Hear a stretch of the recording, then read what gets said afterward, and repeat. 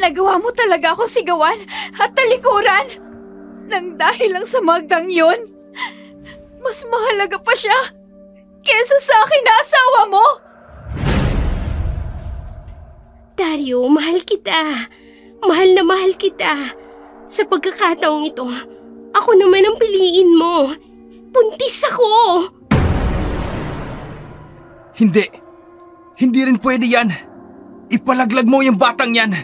Hindi ka pwede magbuntis. Walang pagtataksil ang hindi sinasadya. Pero paano kung ang pagtataksil na yun ay matagal nang nakatakda? Magagawa mo pa bang ipaubaya ang taong mahal mo kahit na sa kanya umiikot ang buong buhay mo? Magandang araw po sa inyong lahat. Pakinggan po natin ang kwentong padala ng isa sa ating mga masugid na tagapakinig.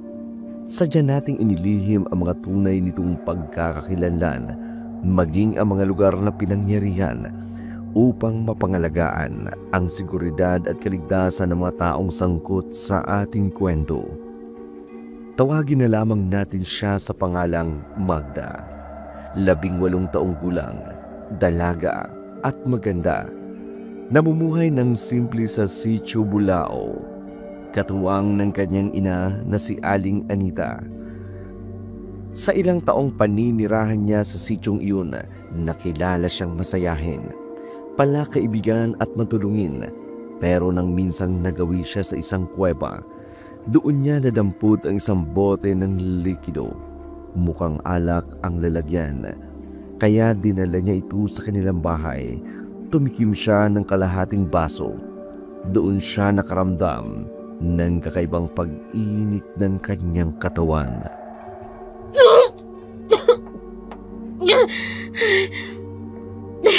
Ang sakit ng tiyan ko. Ano ba yung nainom ko?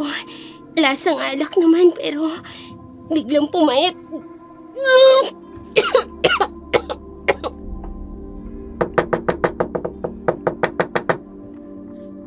Magda! Ano ba yan? Bakit nagkakaganyan ka? Buksan mo nga tong pintuan ng banyo! Wala po, inay. May nakain lang ako. Kaya po medyo sinikmura. Hoy! Ikaw baka kung anong milagrong ginagawa mo at nagduduwal ka riyan! Nanay talaga, oo. Advance masyado mag-isip. Wala nga akong jowa eh.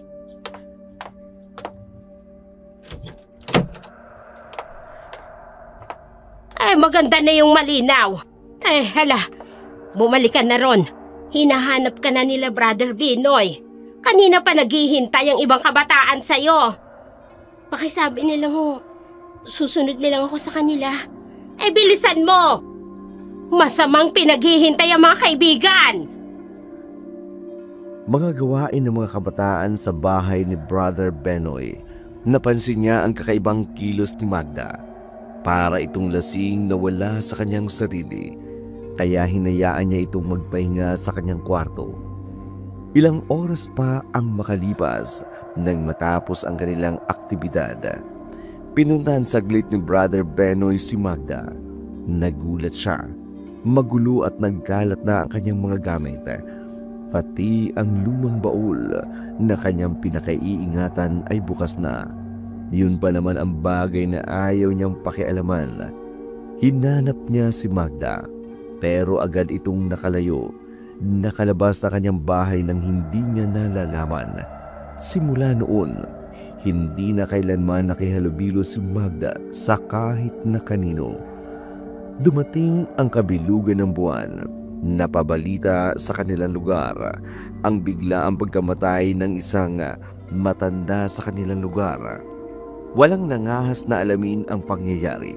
Tanging si Aling Anita lang ang nag-asikaso ng pagburol nito. Pinadalhan ng sulat ang pamangkin nitong nasa Maynila, si Dario, na ngayon kasal na. Matagal nitong kasintahang si Rowena.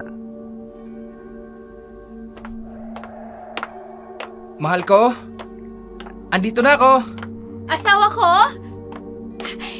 Nabili mo ba yung piti na pinapabili ko? Oo, andito na sa bag ko.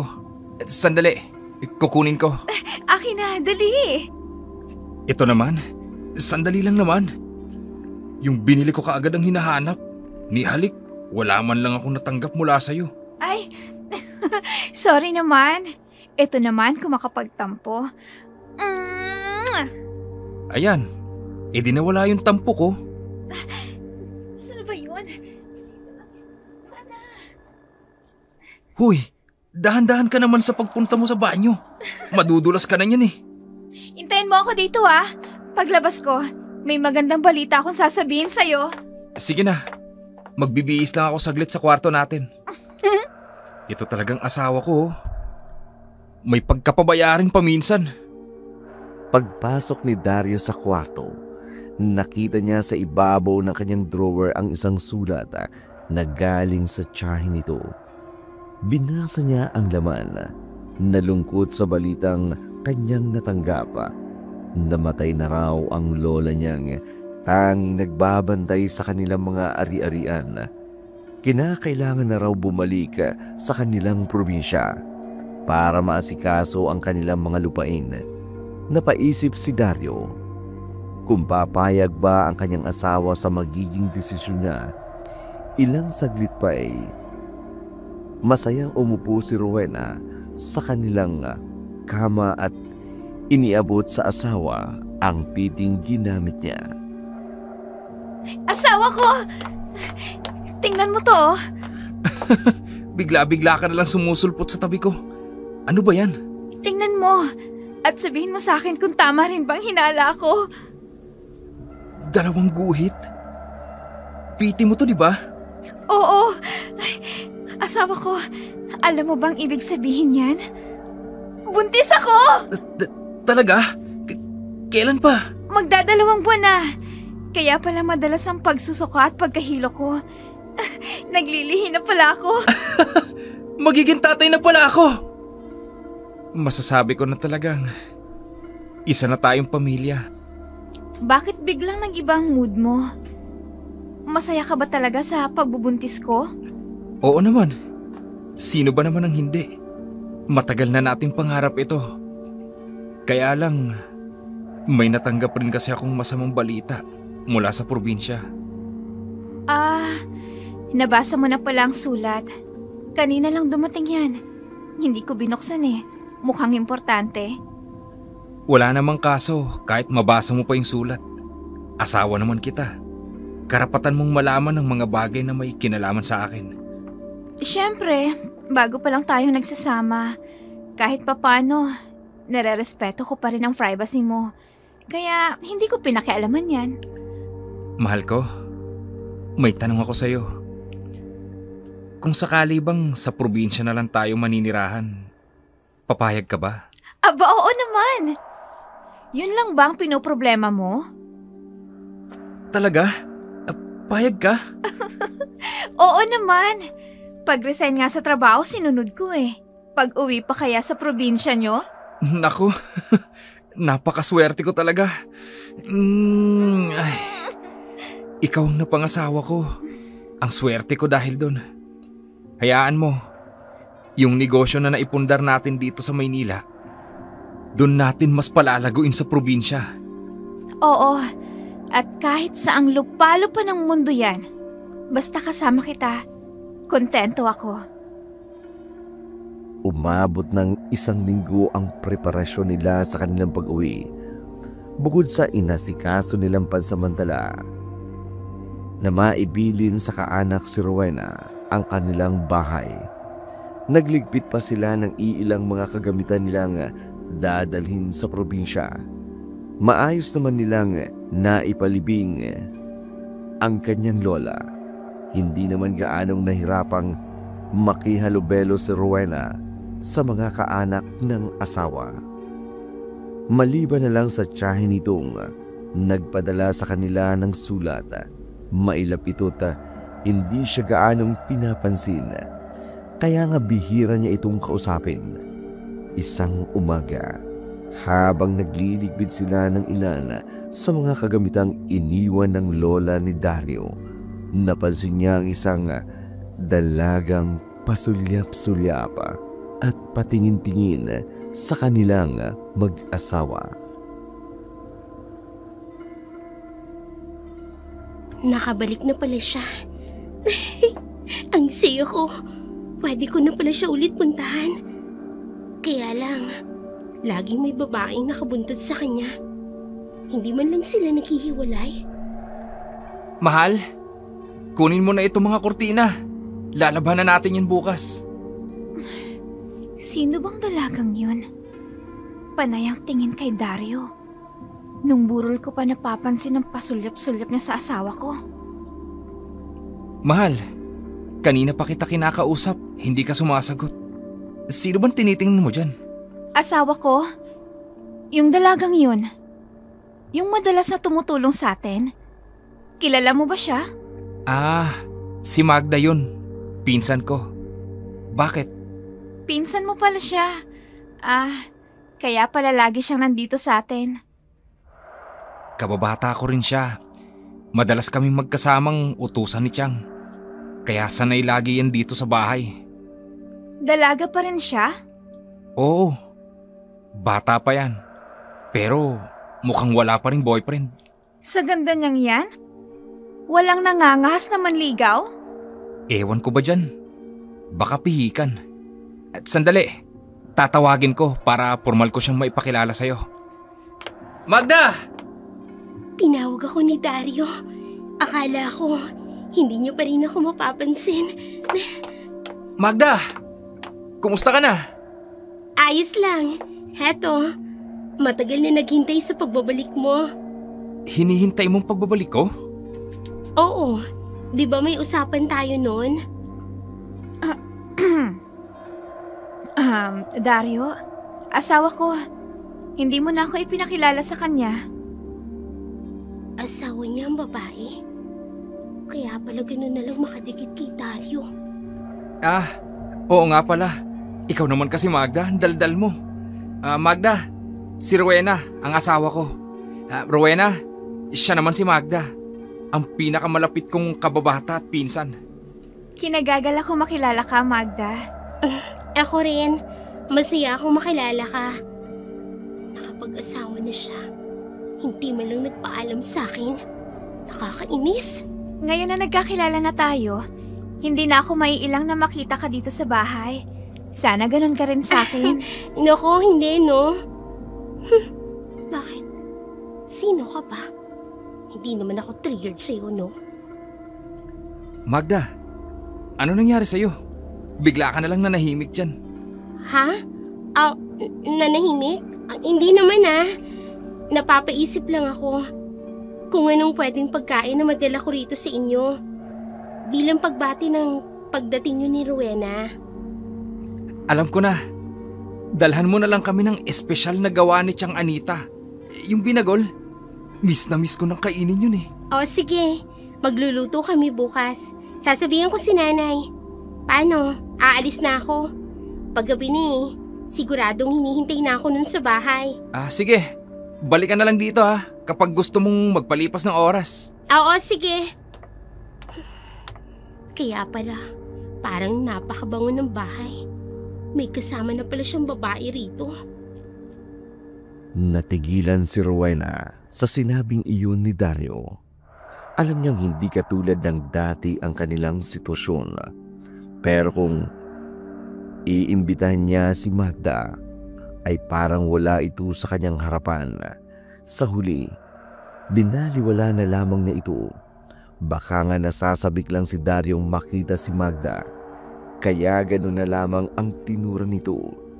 Kinahapunan ng araw din yun, naisipan ni Rowena na magsimba.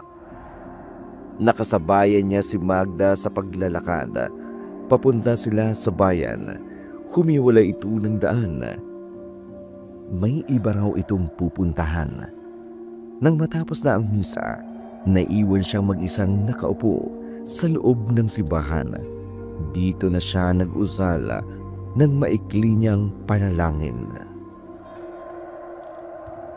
Panginoon, salamat po sa biyaya at patnubay sa aming mag-asawa. Naway patuloy mo kaming gabayan sa lahat ng aming ginagawa. Ikaw sana maging sentro ng aming pagsasama. Magandang hapon, Iha. Magandang hapon na rin po sa inyo. Bago ka lang ba rito? Ngayon lang kita nakitang dumalo sa simbahang ito. Isa ka bang turista? Hindi po ako turista. Pero tama po kayo. Bago lang po akong residente sa sityong ito. Masaya akong marinig na nagustuhan mong manirahan dito sa amin. Nako, napakaganda ng lugar na to. Mababait rin ang mga naninirahan dito. Wala pong taong hindi magugustuhang manirahan sa sityong ito. Kung sa bagay, totoo yan. Pero hindi lahat ng kumikinang ay ginto. Hindi lahat ng maganda ay mapagkakatiwalaan. Ang mapagkunwaring bait, madalas ay may tinatagong bangis. Parang napakalalim naman po yata ng sinasabi niyong yan, Manong. Bakit po? May gusto po ba kayong ipahiwatig sa akin? May mali po ba sa positibong bagay na nakikita ko sa lugar ninyo? Wala naman. Isa lamang yung kasabihan na may kasamang papala. Lalo na sa isang katulad mong dayo rito sa aming lugar. Salamat po. Salamat sa paalala, Manong. Nako, baka natatakot kita ng mga sinabi ko. Hindi ako masamang tao, ha. Isa akong misyonero dito sa sityo. Ako si Brother Binoy. Ako naman po si Rowena. Misyonaryo po pala kayo, brother. Kaya po pala ganyan kayo kung magsalita. Hindi naman po ako natatakot. Pero medyo kinakabahan lang po ako sa mga paalala ninyo. Ay, nako. Pasensya ka na ulit, Iha. Matanong ko lang. Huwag ka sanang magagalit, ha? Matagal mo na bang kilala yung dalagang nakasabay mo kanina sa paglalakad? Si Magda po ba yung tinutukoy nyo? Oo, Iha. Kamakailan lang po. Pinsan po kasi siya ng asawa ko. Nagkataon lang po na nakasabayan ko siya sa pagpunta dito sa simbahan. Hindi naman siya pumasok sa loob. Ganun pa? Bakit po? May problema po ba sa kanya? Wala naman. Ang akala ko kasi, wala nang kaibigan ng dalagang yan. Bagong kakilala pa lang ho namin. Kaya hindi ko po masasabing magkaibigan na kami. Hayaan mo na siya. Ang mahalaga, ikaw ang nagsimba. Hayaan niyo po. Kapag may pagkakataon, susubukan ko rin po siyang maisama dito. Salamat, Iha. Pero hayaan mo na siya. Hindi mo na maiimbitahang magsimba yun dito. Bueno, papasok na ako sa loob. Baka nakakaabala na ako sa'yo. Sige ho, aalis na rin naman po ako eh. Mamamalengke pa po ako bago umuwi. Mag-iingat ka, Iha. Hindi ka dapat abutin ng gabi sa daan. Buntis ka pa naman. Ho? Paano niyang nalaman ng bagay na yun? Diyos ko, ano bang klaseng mga tao meron sa sityong ito? Sige na, humayo ka na. Gagabihin ka na sa daan. Opo. Natigilan siya sa sinabing iyon ng lalaki. Paano nito na lamang buntis siya? Gayong wala naman siyang nabanggit na kahit na ano tungkol sa kanyang kalagayan. Kakaibang kilabot ang dumaloy sa kanyang katawan. Walang lingon-likod siyang umalis palabas ng simbahan. Hindi niya nais pang magtagpong muli ang kanilang mga mata. Baka kung ano pang maisip niyang masama patungkol rito, lalo pat naalala niya ang mismong babalahan nito na huwag magpapalinlang sa mga taong mabait kung makitungo. Matapos niyang mamalingke, dumiretso siyang umuwi sa kanilang tahanan, samantala sa bahay na mag-inang Anita at Magda. Nakakainis. Magda! Ano ba yan? Bakit parang nagdadabog ka? Wala po, inay. Wala. halos ibagsak mong pintuan pagpasok mo rito sa bahay. Hindi lang po kasi ako makapaniwala sa masamang balita na isinalubong sa akin ni Dario. Masamang balita? May higit pa bang mas masamang balita sa pagkamatay ng lola mo kesa riyan sa pagdadrama mo patungkol kay Dario? Oo naman, inay. Para namang wala kayong alam. Tumigil ka nga riyan. Kung umasta ka, para kang babaeng nagdadalaga pa lang. Nay, si Dario naman kasi may ibang babaeng pinakasilan. O ano naman ngayon? Nakakaapekto ba yun sa'yo? Pinsan mo si Dario. Dapat maging masaya ka na lang para sa kanya. Dahil nakatagpo na siya ng taong magpapaligaya sa kanya. Hindi pasado para sa akin ang Rowenang yun. Hindi ang tulad niyang nararapat kay Dario. Dapat kasi pinakilatis niya muna sa akin yung babaeng yun. Baka may sikretong tinatago yun. O di kaya naman, may ibang lalaking kinakatagpo. Ay kung ano-ano yung tumatakbo sa isipan mo. Hindi basta magpapakasal si Dario sa kung sino-sinong babae lang. Kaya kahit ano pang sabihin mo, wala ka nang magagawa kung hindi tanggapin ang katotohanan. Kasal na siya sa iba. Basta, kahit kasal na sila, tutol pa rin ako sa pagiging mag-asawa nila. Abay, magunos dili ka riyan sa sinasabi mo. Mas bata ka kaysa sa pinsan mo. At hindi siya mag-aaksaya ng oras para ipaalam sa'yo kung sino man ang babaeng nagugustuhan niya. Wala kang kinalaman sa buhay niya. Nay, nangako sa akin si Dario na bago siya ikasal, makikilala ko muna yung babae. Dadaan muna sa akin yung babaeng magiging asawa niya. Nangako? Baka naman guni-guni mo lang yung sinasabi mong pangakong yan. Mga bata pa kayo ng panahong yon. Kaya hindi totoong lahat ng napag-usapan ninyo noon. Dala lang yun ang kakulitan mo. Yung pagpayag niya sa pangakong sinasabi mo. Basta, kahit anong sabihin niyo, tutol ako sa pagsasama ni Dario at ng Rowenang yun. Itigil mo nga yung kalokohan mo, Magda. Kung ako sa'yo, humanap ka na ng magiging direksyon ng buhay mo. Kesa naman pinakikialaman mo ang pinsan mo. Kung doon pa nakinig ka na sa lolo mo, di sana hindi ganyan ang kinabagsakan mo. Ang mabuti pa, sumama ka sa akin sa kusina. Balutin mo na yung mga binagol na niluto ko at nang may pakinabang ka. Oo na ho. Wala akong pakialam. Kahit kasal pa sila. Ang kasintahan nga ng iba naaagaw. Asawa pa kaya? Tingnan na lang natin kung may magagawa pa yung babaeng yan kapag nakita ni Dario ang maganda kong katawan. Matindi ang paninibugo ni Magda kay Rowena. Palihim siyang pumunta sa paligid ng bahay ng mag-asawa. Madalas siyang makita ang mag-asawa na nagkakatuwaan sa kanilang pamamahay. Isang gabi, naisipan ni Magda na magdala ng pangako na binagol sa mag-asawa. Dito niya susubukang gawin ang isang bagay na matagal niya ng plano sa pinsan niya. Asawa ko, isasarado ko ng bintana at pintuan natin Sige na, para naman makapagpahinga na tayo ng maaga. Magsasana na sila. Dapat maibigay ko muna itong binagol.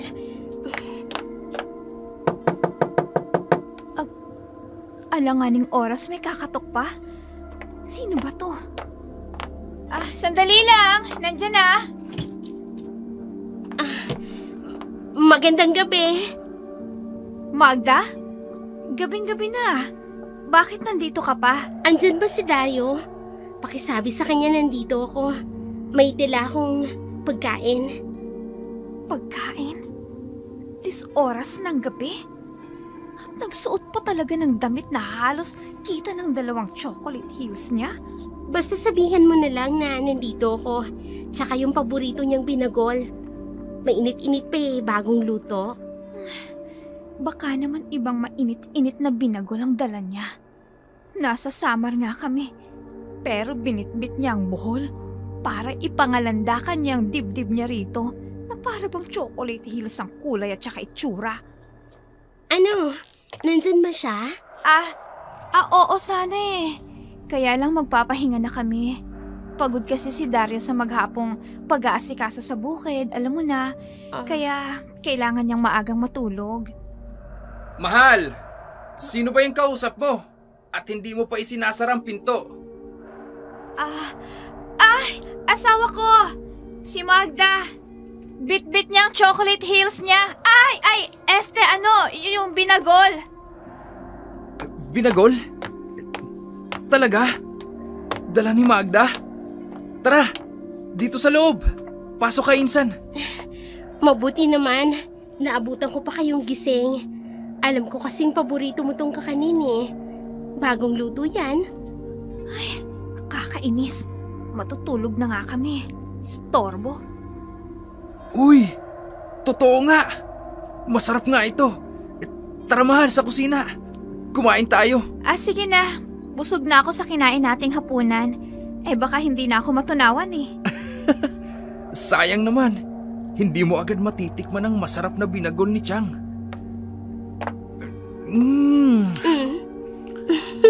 Masarap, diba? Grabe! Ang sarap! Wala talagang kupas ang gawa ni Chang. Magda, malamig na ang gabi oh.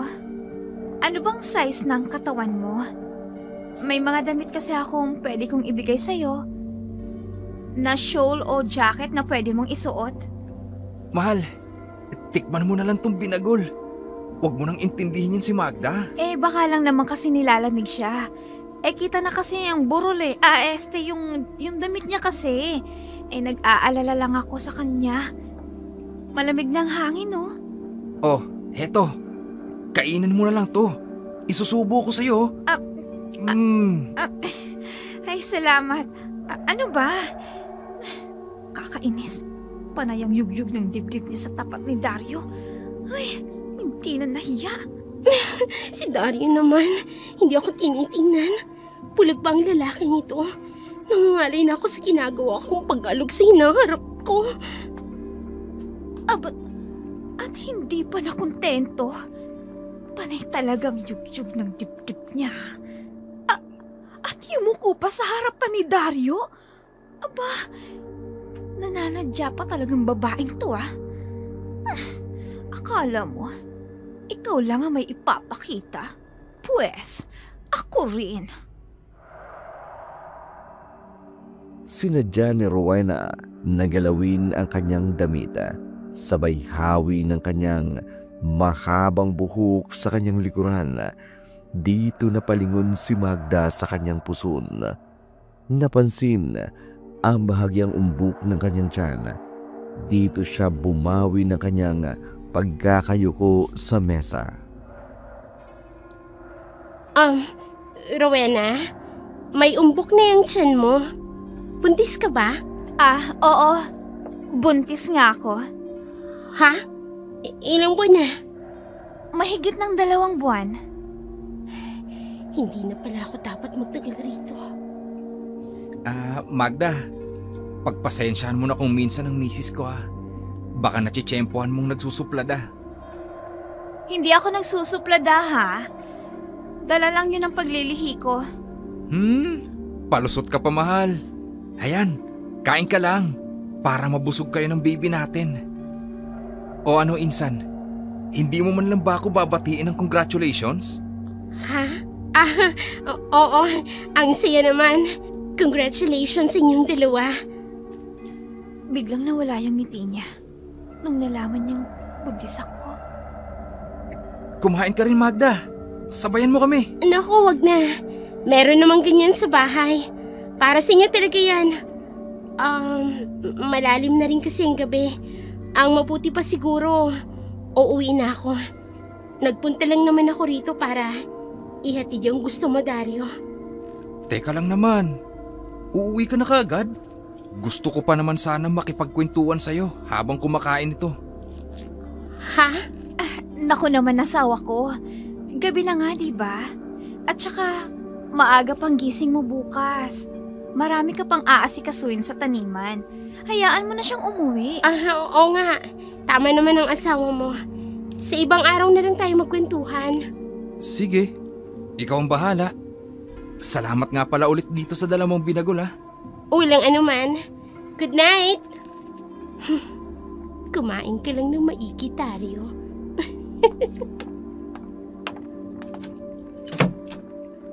Mahal, yung sobra itago mo dun sa lalagyan natin. Babaunin ko dun sa bukirin. Sige. Mabuti na lang talaga. Hindi madaling mapalingon ang asawa ko sa magagandang katawan. Baka kung nagkataon, nag-away pa kami ng wala sa oras. Uy, yung kinakain mo mahal hindi na babawasan. Panay lang ang bulong mo dyan. Sige ka, ako kakain yan. Sige, ikaw nang kumain. Makita lang kitang kumakain. Nabubusog na kami ni baby. Bahala ka. Sana, lagi ka lang ganyan. Ako lang lagi ang pinakamagandang babae sa paningin mo. Napawi ang lahat ng pagkabahala ni Rowena sa tinura ni Dario kay Magda. Akala niya ipapatulan nito ang pagpapakyut nito sa kanya. Nainis talaga siya sa ginagawa ng dalaga. Magpinsan sila, pero iba ang atensyong pinupukol ng dalaga sa kanyang asawa. Dito siya nabahala. May tiwala siya kay Dario, pero hindi kay Magda. May kutob siyang may ibang motibo ang dalaga sa kanyang asawa. Yun ang gusto niyang makumpirma. Agad niyang iwinaksi sa isipan na yun. Alam niyang hindi yun makabubuti sa kanyang ipinagbubuntis. Isang gabi, inabot ng alanganing oras sa pag-uwi si Dario galing sa inaasikaso niyang bukirin nang makita ang kumpulan ng mga taong nagkakagulo sa kanyang unahan. Lahat sila'y natakot, nagbulong-bulungan sa bangkay ng isang babaeng kanilang natagpuan. Ay, naku, kawawa naman doon. Sabay, tawagan ko na kaya sa daan. Dapat ko na yan daan. Ano bang pinagkakaguluhan nila? Lahat ng tao nag-uosyoso. Malapitan ko nga. Kawawang babae. Dayo na nga lang siya dito sa lugar. Namatay pa. Magandang gabi po. Ano pong meron at nagkukumpulan kayo rito? May natagpo ang bangkay ng babae sa kakahuyan. Kung hindi pa naaamoy at napuntahan ng alagang aso ng kapitbahay, hindi pa nila malalaman na galing pala sa patay na tao ang masangsang na amoy na umaalingasaw sa kakahuyan. Sino po yung babae? Walang nakakakilala sa babae. Isang dayo. Wala pa kasing gumagalaw sa bangkay. Natatakot silang tingnan ang mukha. Hinihintay pa nila ang pagdating ng mga pulis na tinawagan nila. Kawawang babae. Liblib na lugar na to. Paano siyang mapupunta dun mag-isa? Siguro, tinangay siya papunta doon sa kakahuyang yon. Sino naman po kayong gagawa niyan? Yan ang hindi pa natin alam. May hinala silang kagagawan ito ng aswang. Wakwak ang lamang loob nito. Baka nga buntis ang babae. Kaya nga inatake. Buntis po? Oo. Kaya nga nakakaawang nangyari sa kanya. Diyos ko, ang asawa ko. Mag-isa lang siya ngayon dun sa bahay. Baka kung lumabas din siya ng alanganing oras. Teka, taga rito ka din ba? Taga saan ka? Dyan lang naman po ako sa pinakabungad ng Sitio Bulao. Medyo may distansya pa pala ang uuwihan mo. Parang namumukhaan ko ho kayo. Kayo po ba yung misyonary sa simbahan ng Sitio Bulao? Oo, ako si Brother Binoy. Ako naman po si Dario. Ginabi ka na ng uwi Opo. Ngayon lang naman po ako ginabi ng uwi. Nataon lang po na marami akong ginawa sa sinasaka ko. Ay, mag-iingat ka. Marami pa ding umaaligid na masasamang nilalang ngayon. Tignan mong napala ng dayong babaeng yun. Sige, salamat po sa paalala. Papaano po? Mauna na muna po ako. Ay, si Rowena. Nag-aalala ako sa kanya. Nagmamadaling umuwi si Dario sa kanilang tahanan. Bigla siyang kinabahan sa paalala ng taong nakausap niya, hindi pa tungkol sa kalagayan niya, kundi sa kaligtasan ng kanyang asawa. Mabilis niyang binaybay ang kalsadang daanan pauwi gamit ang di kalakihang flashlight, pati na ang hawak niyang mahabang kahoy na umaalalay sa kanyang paghakbang sa mabatong lupa. Mula sa malayo, kita niya ang kanilang bahay. Ano yun? Parang may mabigat na bagay na bumagsak sa bubong namin. Diyos ko, naglalakad-lakad siya sa bubungan namin. At wala siyang pakialam kahit na naririnig kong paghakbang niya. Ang lakas ng loob niyang takutin ako. Teka, hindi boses ng tao yun ah. Parang ungol at hindi basta ungol lang ng isang hayop. Parang isang...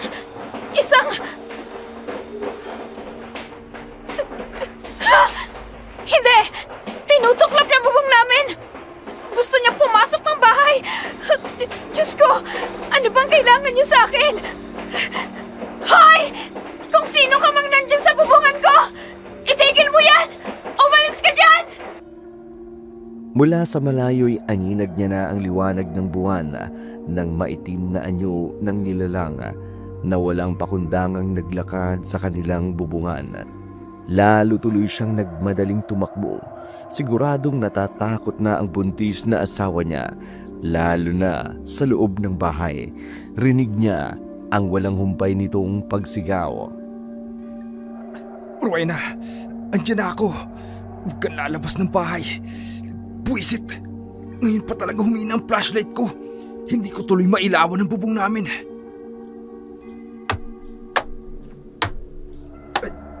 Diyos ko!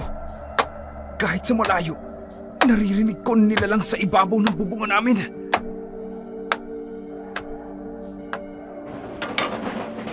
Hindi maaari. Tinutuklap niyang bubungan. Rowena! Asawa ko! Itigil mo na yan! Pakiusap! Tama na! Hindi lang isang nilalang ang nakapaligid sa bahay namin. Pati ang pintuan, binubuksan niya! Diyos ko! Tulungan niyo ako! Iligtas niyo po ako sa nilalang na gumugulo sa akin! Diyos ko! Sino yan? Huwag ka papasok! Ikaw rin na nasa bubungan! Itigil mo yan! Tantanan niya na ako! Pakiusap! Tama na! Wag! Mahal! Ako to! Si Dario! Rowena, kumalma ka! Dario!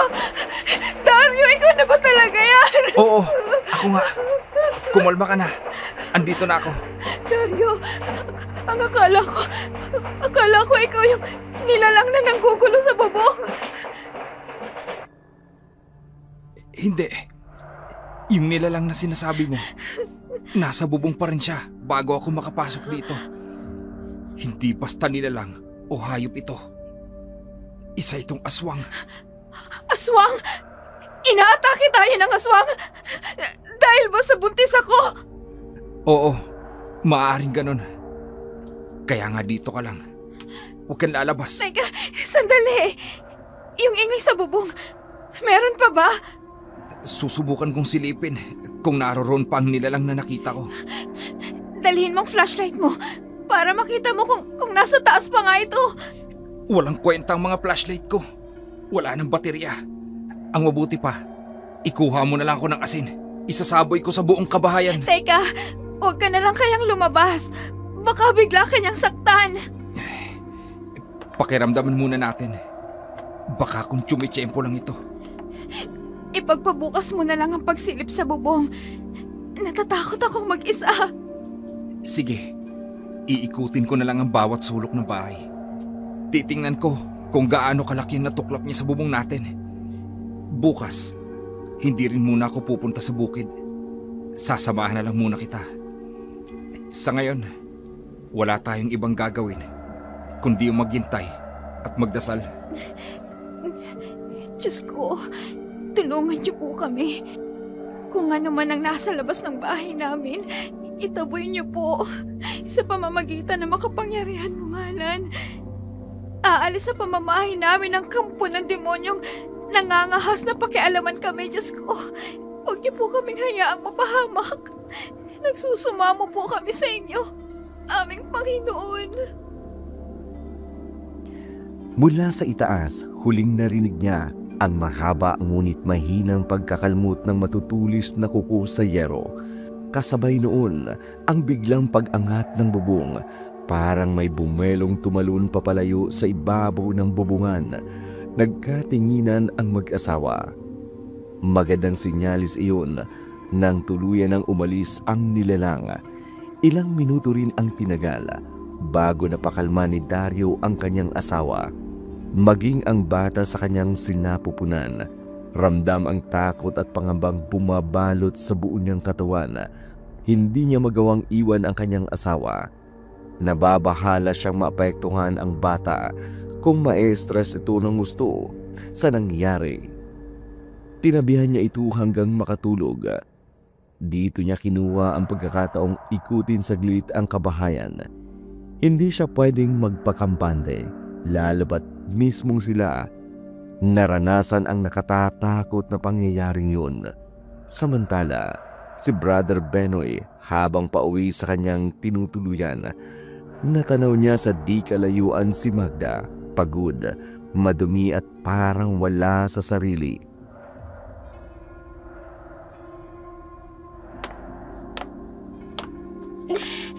Ang sakit ng buong katawan ko. Parang naubos ang lakas ko, ah. Teka, si Magda ba yun? Anong ginagawa ng dalagang ito sa kalagitnaan ng gabi sa kalsada? Parang nangihina siya. Malapitan ko nga. Kailangan makabalik na ako sa bahay. Hindi pwedeng may makakita sa akin sa ganitong sitwasyon.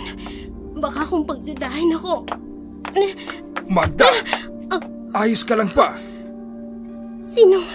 Ano bang nangyayari sa iyo? Bakit hinang-hina ka na naman? Ayos lang ako. Huwag mo akong intindihin. Ayos ka lang. Tapos, ganyan ang itsura mo. Halika nga. Ihahatid na kita sa bahay ninyo. Huwag na. Itiwan mo ako. Huwag mo akong hawakan. Kaya ko ang sarili ko. Hindi ko kailangan ng tulong mo. Eh, tumigil ka nga. Ni hindi ka na nga makatayo ng tuwid. Ano ba kasing nangyari sa'yo? At parang pagod na pagod Wala ka. kang pakialam. Saan ka nga nagpunta? At anong ginawa mo para manghina ka na ganyan? Bakit ba ang dami mong tanong? Nag-aalala lamang ako sa iyo. Gusto lang kitang tulungan. Pues hindi ko kailangan ng tulong mo. Wala ka ring karapatan na panghimasukan ng personal na lakad ko. Bitiwan mo, sabi ako! May itatanong lang ako sa iyo, Magda. Magsabi ka sa akin ng totoo. May pinakialaman ka ba sa gamit ko noon nang minsang pinatuloy kita sa kwarto ko? O wala no.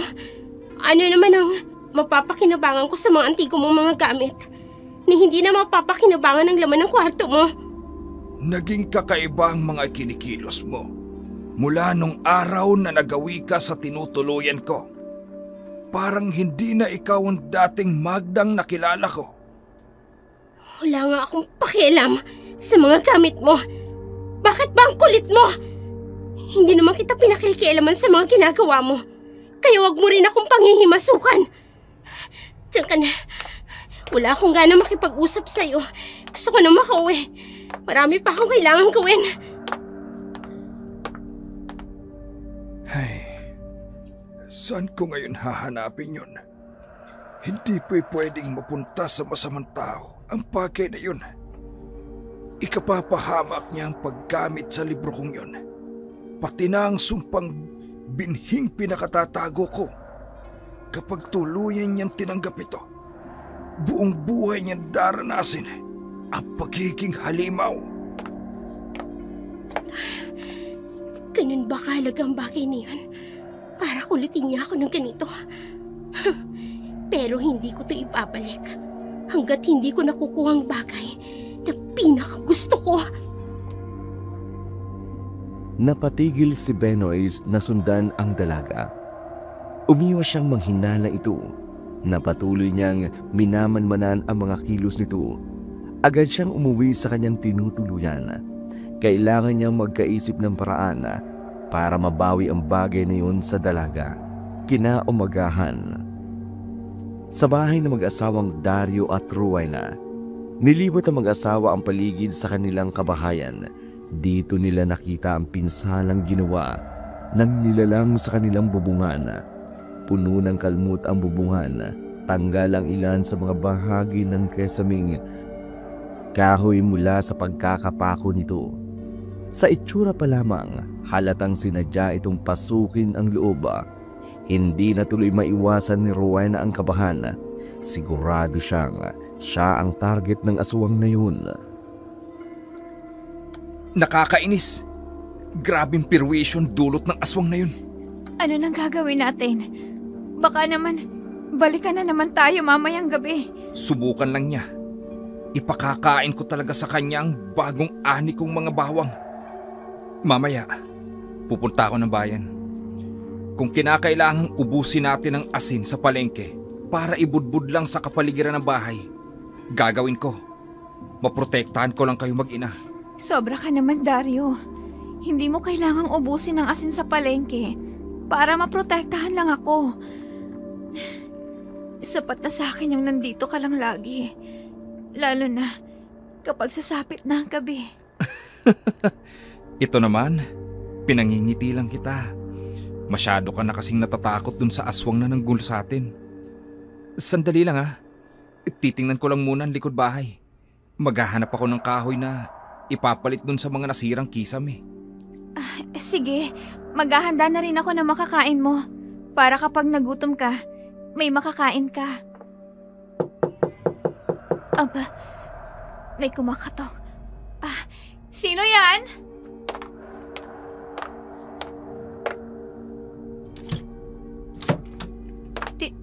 Tia Anita? Bakit po kayo nandito? Napasugod po kayo. Nandyan ba si Dario? Opo. Hindi siya pumunta sa bukid. May inaayos po kasi siya dito sa bahay eh. Bakit ho? Itatanong ko lang sana sa kanya kung nagawi ba rito sa inyo si Magda. O di kaya'y nakausap man lang ba ninyo bago siya mawala ngayong araw na ito? Nawawala ho si Magda? Mula pa kagabi, hindi siya umuwi ng bahay. Pagkagising ko, sinilip ko ang silid niya. Hindi naman magulo ang kama. Baka lang ikako dito nakitulog sa inyo. Naku, hindi ho. Ang huling kita ko ho sa kanya yung gabing hinatiran niya kami ng binagol. Hindi ko lang po sigurado kay Dario. Baka kung nagkausap sila kahapon ng umaga. Nag-aalala na ako sa batang yun. Napapadalas na kasi ang paglalakwatsa niya ng alanganing oras ng gabi. Ay uso pa naman ngayon ang pagkawala ng kababaihan. Kaya natatakot ako. Baka kung napaano na siya. Hindi naman ho siguro mapapahamak ang anak niyo. Matapang na babae si Magda. Kaya walang masamang mangyayaring masama sa kanya. Baka ho, napagawi lang siya sa ibang mga kaibigan niya. Walang gaanong kaibigan ng batang yun. Maliban kay Dario. Wala siyang malapit na kaibigan na pinupuntahan. Ay, saan na kaya nagpunta ang batang yun? Hayaan niyo po. Sasabihin ko po mamaya kay Dario. Pagkatapos niya hong ayusin ang bahay namin. Eh kung sakasakali na magkaoras siya, tulungan niya sana akong hanapin si Magda. Sige ho, Tia. Sasabihan ko po si Dario. Puntahan niya na lang ako sa bahay. Kapag nasabihan mo na ha, salamat. Ay papano, maiwan na kita, Rowena. Mamaya ko na lang sa kanya sasabihin. Baka makaistorbo lang ako sa paggawa niya ng mga sira dito sa bahay. Makakapaghintay naman yata yun si Tia. Mahal ko, pakiabot nga yung tools ko sa lagayan ko. May nakalimutan kasi akong dalhin. Sige, nandyan na! Inabot na rin na maghapon si Dario matapos ayusin ang mga kukumpunihing sira ng kanilang bahay. Kaya halos nakalimutan na ni Ruel ang banggitin sa asawa ang patungkol sa pagkawala ni Magda. Kaya nang sumaglit si Dario sa palengke para makapamili ng pagkain nila, nakasalubong niya ang tiyahin nito. Dito nabanggit dito ang insidenteng nangyari kay Magda. Nagtatampong umuwi si Dario sa kanila. Pasudyang tinanong si Rowena.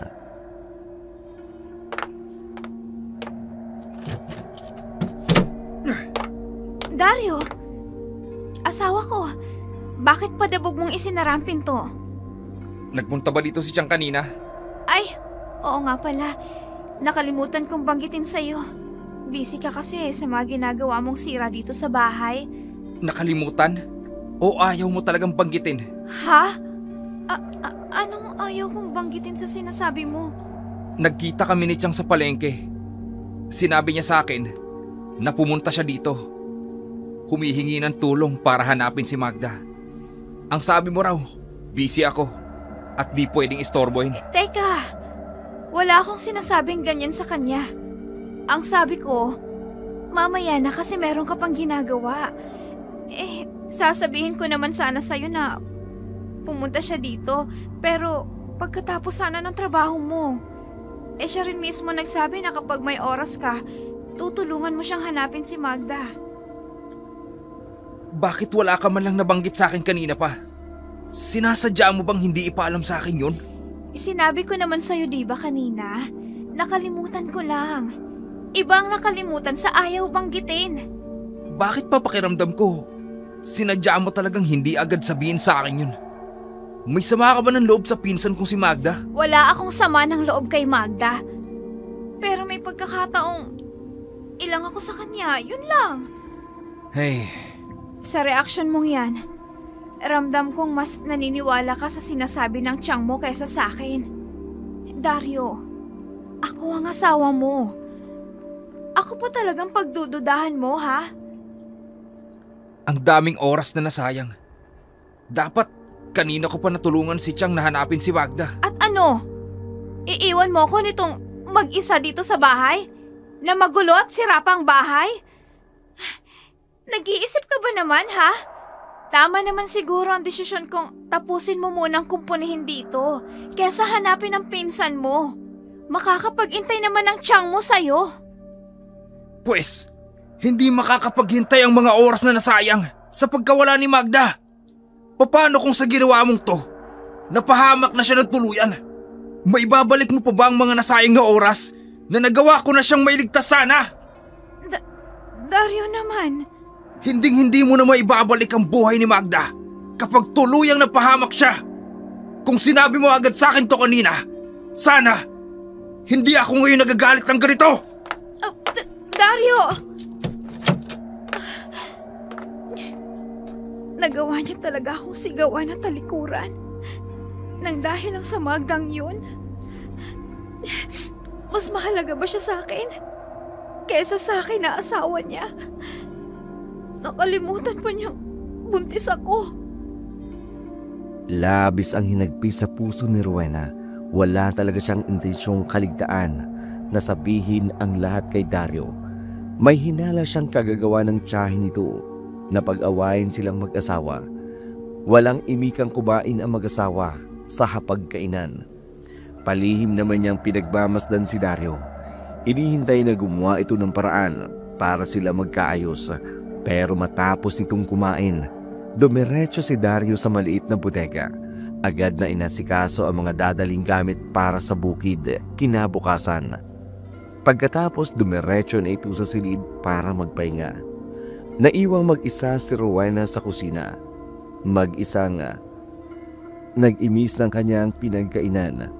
Sumunod siya sa kwarto nakita niyang nakatalikod itong natutulog sa kanilang kama. Tumabi siya rito, pinikit ang mga mata. Hinintay niya kung haharap ito sa kanya, pero nabigo siya. Di niya namamalayang nakaidlip na siya. Pagdilat ng kanyang mga matay, wala na si Dario sa kanyang tabi. Bumangon siya, hinanap ang asawa. Wala ito sa buong kabahayan. Walang paalam itong umalis. Nagdesisyong hanapin ang nawawalang si Magda.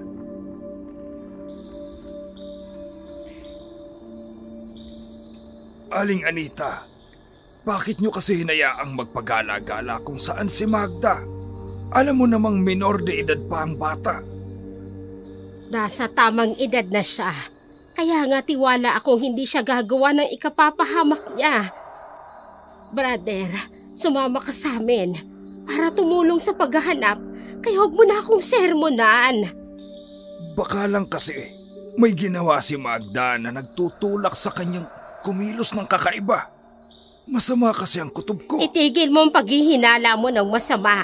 Hindi kanya ng anak ko. Tama na yan. Hanapin na lang natin siya. Walang maidudulot ang pagtatalo ninyo sa paghahanap kay Magda. Ay, Magda anak, nasan ka na ba talaga? Chang, kalma lang. Makikita rin natin siya. Pasensya na Dario, kung naabala kita ha. Wala po yun, Chang. Tutulong naman po talaga ako. Kahit anumang oras. Salamat. Kung wala kayo, hindi ko na talaga alam ang gagawin ko, Dario. Chang, ang mabuti pa, umuwi na kayo sa bahay niyo. Kahapon pa po kayo naghahanap. Alam kong pagod na rin po kayo. Kami na lang pong bahalang maghanap kay Magda. Iuuwi ko po siya kaagad sa inyo kapag nakita ko na po siya. Pero paano ka? Katuwang ko naman po si Brother Binoy. Ayos lang po ako. Mas bata at mas malakas naman po kami kesa sa inyo. Magpahinga na lang po kayo sa bahay ninyo. Susubukan kong daan ng mga dating lugar na madalas namin puntahan noon. Ay sige, ikaw ang bahala. Basta balitaan mo ko kapag nakita mo siya. Mag-iingat po kayo sa pag-uwi ninyo. Ikaw rin, iho, mag-iingat ka. Sige na, Brother Binoy. Sa ibang lugar ka maghanap. Ako naman, sa mga dati naming napupuntahan. Sige, iho. Sana nga ako ang makakita sa kanya para makumpirma ko nga yung mga hinala ko sa kanya. Mag-isang tinahak ni Dario ang mga lugar na madalas nilang puntahan noon nila Magda. Mula sa park, burol, sapa, maging ang mga kakahuyang madalas nilang akyatin. Pinuntahan niya pero ni anino ng dalagay wala siyang nakita. Muli siyang naglakad, pilit na inaalala ang isa pang lugar na hindi niya pa napupuntahan. Sa di kalayuan, narinig niya ang malakas na lagaslas ng tubig. Hinanap niya ang daan papunta sa lugar na yun. Sa bandang unahan, kitang-kita niya ang isang talong napakaganda. Sa likuran noon ay may isang kuweba. Dito siya nagmadaling maglakad. Hindi na siya nag-aksaya pa ng oras. Ito ang isa sa pinakapaboritong lugar nilang punta noon ni Magda. Tumawid siya ng talon. Pinasok ang bungad ng kuwebang nakatago roon. Sa loob nito, malamig ang hangin. Madilim ang paligid. Tanging ang flashlight lang na hawak niya ang nagsisilbing ilaw para makita ang kapaligiran. Dahan-dahan siyang humakbang papasok roon. Sa bandang unahan, nakita niya ang nakahandusay na si Magda. Diyos ko! Magda! Gumising ka! Magda! Ano ba nangyari sa'yo? Paano ka napunta rito? Halika nga! Bumangon ka dyan! Dario. Oo, ako nga. Anong ginagawa mo rito? Bakit mo pinuntahan ang kuwebang to? Sabi ko na nga, kapag nawala ako, hahanapin mo ko. Pasaway ka talaga. Alam mo bang kahapon pa nag-aalala ang tiyang sa'yo? Hindi na siya halos makatulog sa kaiisip kung napaano ka na. Bakit ka ba nandito? Namiss kita, Dario. Namiss kita. Teka nga, huwag kang ganyan. Bumangon ka dyan, Magda. Ang init ng katawan niya. Para siyang nilalagnat. Sandali. Basang-basa ang damit mo ah. Kailangan mo palit ng damit. Ano bang nangyayari sa yung babae ka? Inilapag ni Dario si Magda sa mahabang batong nakalatag sa kuweba. Dito niya pinunasan ng tuyo niyang damit ang dalaga. Inilabas mula sa kanyang lalagyan ang ilang tuyo niyang mga damit. Nang humarap siya sa dalaga, natigilan siya. Kahit nasabihin pang pinsan niya ito, babae pa rin naman talaga si Magda at maganda. Nang mga sandaling iyon, kinailangan niyang hubarin ang basang damit ng dalaga. Para hindi ito magising, dahan-dahan niyang tinanggal ang pagkakasara ng botones ng kanyang pangitaas. Maging ang suot nitong mahabang pantalon. Isusuot na sana niya ang tiyong t-shirt niyang dala nang bigla itong bumangon at yumakap sa kanya.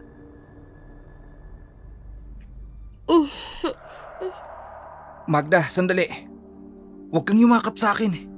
Binibihisan pa kita. Nilalamig ako. Gusto kong tumabi sa'yo. Talagang lalamigin ka kung hindi mo isusuot ang damit ko. Basang-basa ka kanina pa. At kung hindi kita bibihisan, lalong tataas ang lagnat mo. Hindi naman ako nilalagnat. Ayos lang ako. Tumigil ka nga dyan. Anong hindi ka nilalagnat? Ang init ng katawan mo. Kung hindi ka susunod sa akin, lalong lalala ang sakit mo. Wala akong sakit. Pero itong puso ko, ito yung sobrang sakit, Dario. Dario. Magda naman eh. Sabi nang huwag mo sabi akong yayakapin. Matutumba tayo sa ginagawa mo. Dario, hindi mo ba nararamdaman ang pintig ng puso ko?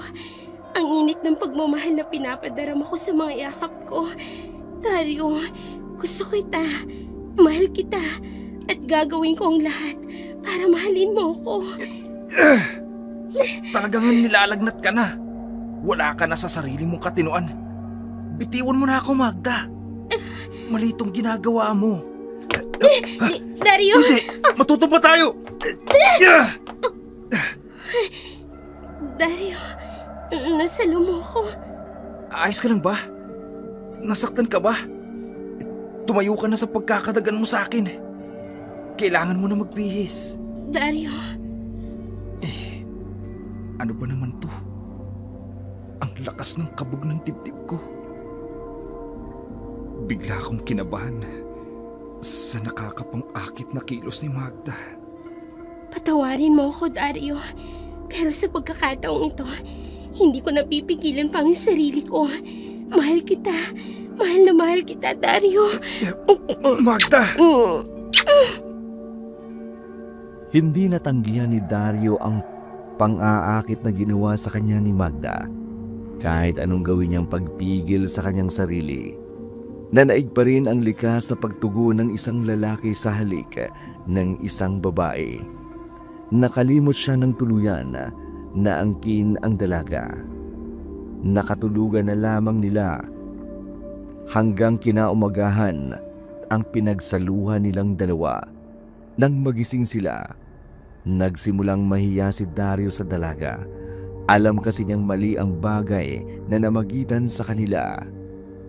Kaya hindi niya ito inimikan hanggang sa maihatid niya ito sa bahay ng tiyahin. Dumiretso naman si Dario sa bukid. Ibinaling sa bukid ang tensyong nadarama mula pa kanina. Samantala, si Magda naman ay hindi mapakali sa kanyang kwarto. Masayang ninanamnam ang pinagsaluang sandali nila ni Dario. Napakasaya ko. Gusto rin pala ako ni Dario. Ngayong may nangyari na sa amin, magkakaroon na ako ng dahilan para palagi siyang makita at mapuntahan. Magda! Anak! Lumabas ka nga riyan. Mag-asikaso ka naman rito sa bahay. Ayusin mo ang kalat na iniwan mo! Magda! Nakakainis. Panira talaga ng moment.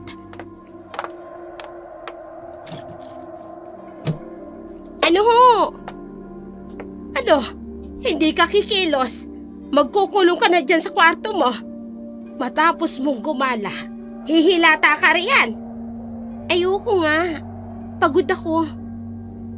Hindi mo ko pwedeng istorbohin. Ikaw ang nakakakita. Di ikaw ang gumawa. Anong sinabi mo? Ako pa talaga na nanay mo ang uutusan mo? Hoy, Magda! Naririnig mo ba yung sarili mo?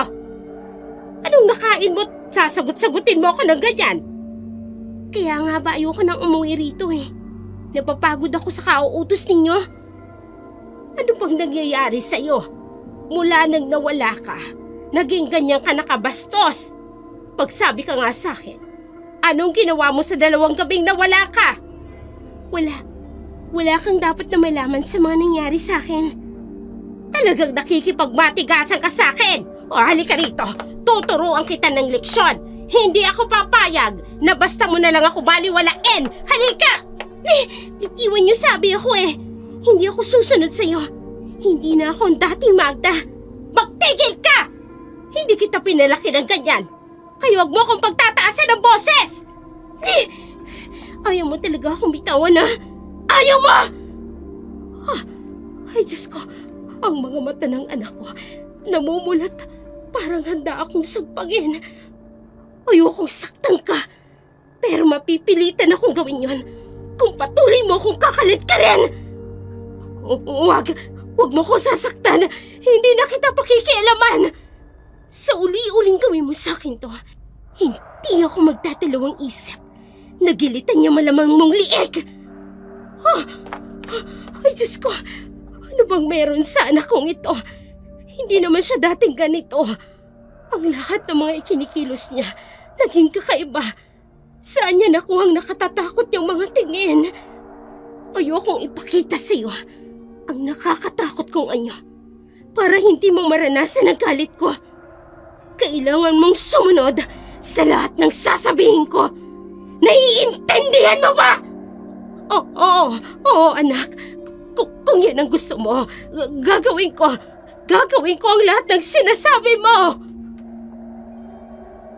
Sa takot niyang makita ang pagbabanta ni Magda, naging maingat at iwas si Anita sa lahat ng ginagawa ng kanyang anak. Sa tuwing nasa bahay na ito, bibihira niya itong kibuin at kausapin.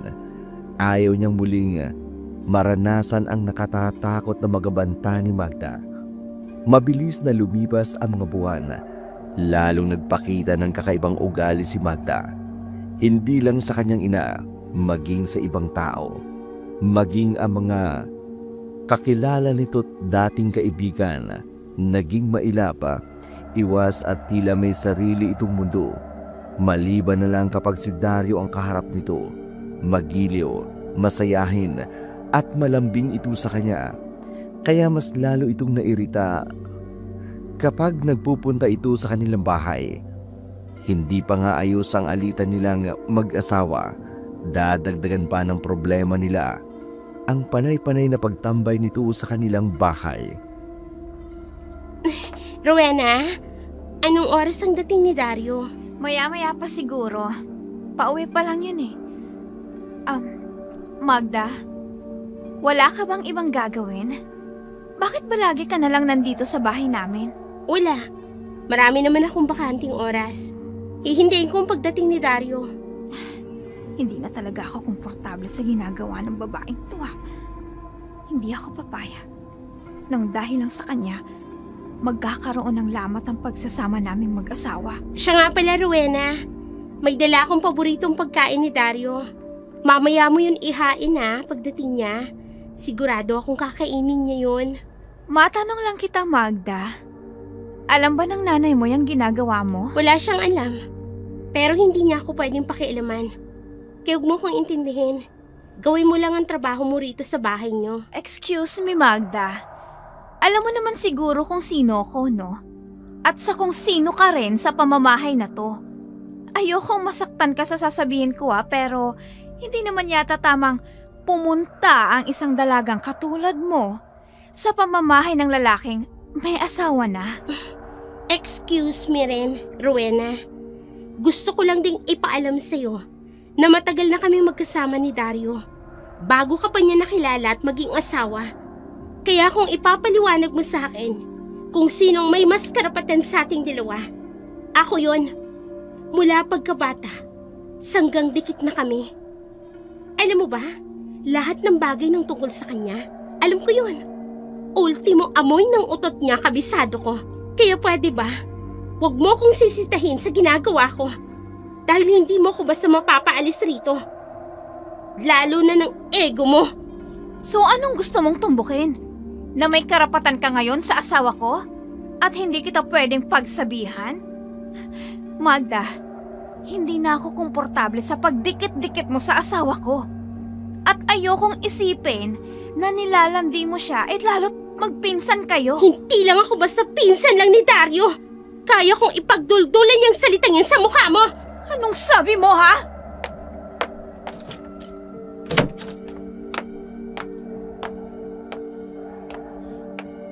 Anong kaguluhan to? Bakit ganyan itsura nyo? Dario, wala naman. Nag-uusap lang kami ni Rowena. Anong nag-uusap? Bakit maglilihim pa tayo sa asawa ko? Mas magandang marinig niya mismo ang dahilan ng pagtatalo natin. Ano ba kasi yun? Pagod na nga yung tao.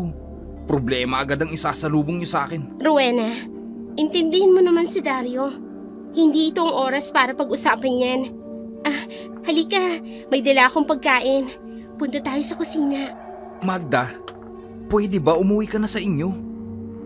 Huwag ka na munang pumunta dito sa bahay kung pwede. Lagi naman akong pumupunta rito Bakit ngayon? Bigla mo akong pagbabawalan. Hindi mo ba narinig ang sinabi ni Dario? Umuwi ka na sa inyo? Hindi, ayoko. Dito lang ako.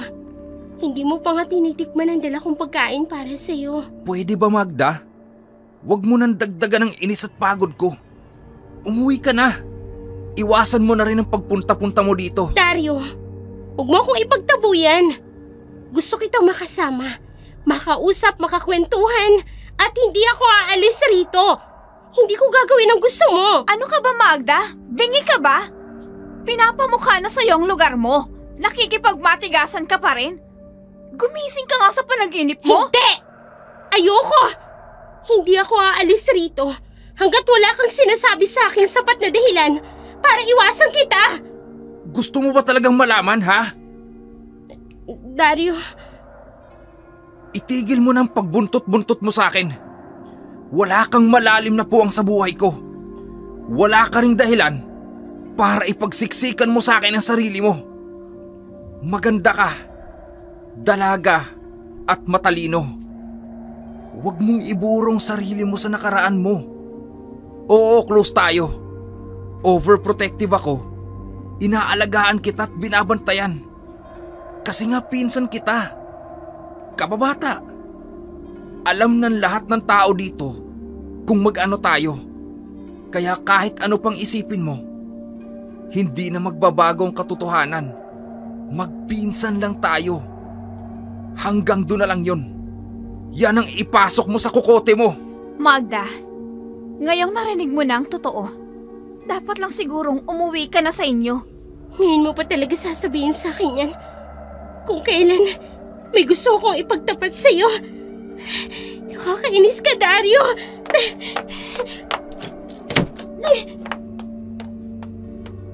Mabuti naman at napagsabihan mong pinsan mo. Ang akala ko kasi, mas papaboran mo pa rin yun kesa sa akin. Ginawa ko lang ang sa tingin kong tama. Gusto ko na magpahinga. Matutulog na ako. Sinaway mo nga ang pinsan mo, pero ang alita nating dalawa, ni hindi mo man lang magagawa ng paraan para maayos? Hindi pa ba sapat sa'yo yung ginawa ko, ha? Ano pa bang gusto mong gawin ko? Dario naman, asawa mo ko. Buntis ako. Bakit ngayon? Hindi ko na nararamdaman ang pag-aalaga mo sa akin. Bigla ka na rin nagbago. Dario, Ano ba talagang nangyayari sa'yo? Pagod lang ako. Kaya mainit ang ulo ko. Huwag mo na muna akong sabayan, pwede? Gusto ko ng tahimik na kapaligiran. Yung makakapagpahinga ako.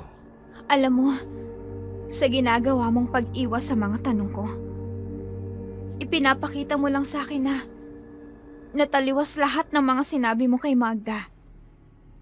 Ang tunay na nararamdaman mo. Hindi ko alam kung anong nangyari sa inyong dalawa para magkaganyan ka. Walang nangyari sa amin. Naguguluhan lang ako sa mga bagay-bagay. Lalo na nang bumalik tayo rito. Umuwi tayo dito dahil sa kagustuhan mo. Pero dahil din doon, nag-aaway na tayo. Ano ngayon ang gusto mong palabasin? Nang dahil sa pagdadala mo sa akin dito, nagulo na ang mundo niyo ni Magda? Rowena, ano ba? Manahimik ka nga muna. Natutuliling ng tenga ko sa ingay ng bibig mo. Kung gusto mo ng tahimik na pamamahay, pabayaan mo muna ako. Iniiwasan ko na nga magtalo tayo. Nang gagaslight ka pa. Please lang, kahit saglit, itikom mo yung bibig mo.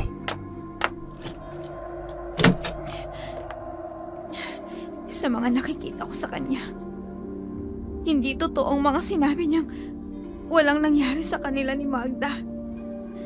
Kaya niya pinagtabuyan ng pinsan niya.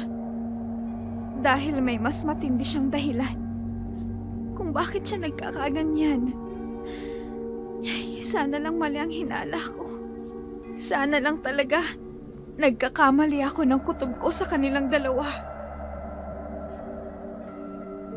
Hindi pinatulog si Rowena sa muling pagtatalo nilang mag-asawa. Magkahiwalay sila ng tulugan. Siya sa kwarto, habang sa salas naman si Dario. Maaga nitong inayos ang kanyang mga gamit at umalis ng madaling araw. Rinig ni Rowena mula sa kwarto ang pagsara ng kanilang pintuan. Dito nakaramdam ng bigat ng katawan si Rowena. Habang tumatagal, mas lalong lumalala ang alitan nilang dalawa. Samantala, si Magda, bumalik siya sa kuwebang minsan niyang tinuluyan. Masama ang loob nito sa mga sinabing iyon ni Dario. Hindi ito umuwi sa kanilang bahay. Gusto niyang magkausap silang muli ni Dario. Madaling araw noon, inabangan niya si Dario papunta sa kanyang bukirin. Nang makita niya itong naglalakad, agad niya itong pinuntahan. Dario, Anong ginagawa mo rito? Ang aga-aga nasa galaan ka? inaabangan talaga kita. Gusto kitang makausap. Hindi mo pa rin ba naiintindihan lahat ng sinabi ko sa'yo kagabi? Itigil mo na to. Ayoko nga. Mahirap bang intindihin ang sinasabi ko? Magda, umayos ka nga. Nang dahil sa'yo, napapadalas ang away namin mag-asawa. Ginagawa ko ito para iiwas ka sa gulo. Iiwas talaga sa gulo? O dahil ako ang iniiwasan mo? Tama na. Walang patutunguhan ng pag-uusap nating ito. May pupuntahan pa ako. Sandali lang. Mag-usap na muna tayo. Ayoko ng ganito. Magda, ano ba? Bakit bang kulit mo? Ang tigas-tigas ng ulo mo. Huwag mo nang ipagpipilitan pang sarili mong magkakatuluyan tayo. Hindi nga pwede. Kaya ba iniwan mo ako rito? Dahil sa unang kasalanang nagawa natin? At ngayon, pangalawang beses na may nangyari sa atin. Iiwasan mo na naman ako. Dario naman, ikaw lang ang tanging lalaking gumalaw sa akin. Bakit hindi mo ako magawang panagutan? Kung may nangyari man sa atin nun, dahil yun sa kapusukan, dala ng kuryosidad ng ating kamusmusan. Yun lang yun, Magda. Dario, mahal kita. Mahal na mahal kita. Sa pagkakataong ito, ako naman ang piliin mo. Mali. Hindi nga pwede. Magkadugo tayo. Magpinsan. Hindi pa ba sapat na dahilan yun, Magda?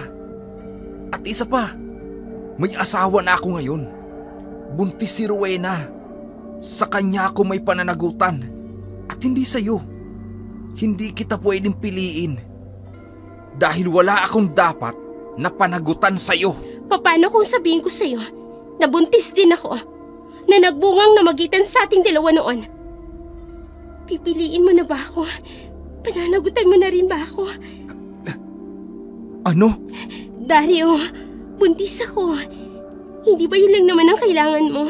May sapat na akong dahilan para panagutan mo ko. Hindi. Hindi rin pwede yan. Ipalaglag mo yung batang yan. Hindi ka pwede magbuntis. Anong sabi mo? Dario, anak mo ang batang ito. Tapos ipapalaglag ko? Hindi ako papayag. Lalong hindi ako papayag na tuluyang maghiwalay kami ni Rowena. Dahil sa'yo at dahil lang sa batang yan. Hindi! Anak ko to. Anak nating dalawa. Hindi mo man lang ito aakuin? Ako ang magpapalaki sa kanya, pero hindi ako papayag na papatayin mong kaisa-isang anak ko sa'yo. Walang dapat na makaalam ng tungkol sa bagay na to. Ipapalaglag mo yan sa ayaw mo man o sa gusto.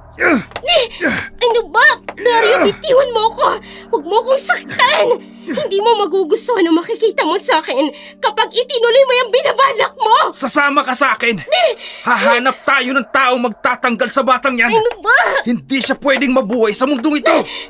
Mas lalong hindi ako papayag. Bitiwan mo ko. Bubuhayin ko ang bata. Ano ba? Huwag ka nang makipagmatigasan. Hindi mangyayari ang sinasabi mo. Wala na pala akong pagpipilian. Ayaw mo akong panagutan. Gusto mo ring patayin ang bata. Kaya hindi ko kayo hahayaang maging masaya ni Rowena. Kung hindi ka mapapasakin, mas mabuti pang wala ring makagisdang ama ang ipinagbabantas ni Rowena. Ikaw na lang ang kailangang mawala. Magda! Isa kang halimaw! Mamamatay ka! Mamamatay ka!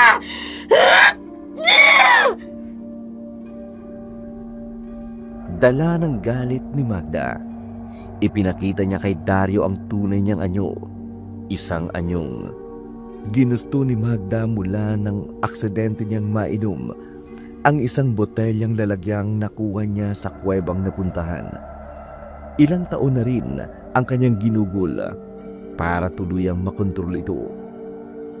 Kundi dahil sa mga bagay na nakuha niya sa baol, hindi niya magagawang kontrolin ang lahat ng bago niyang kakayahan.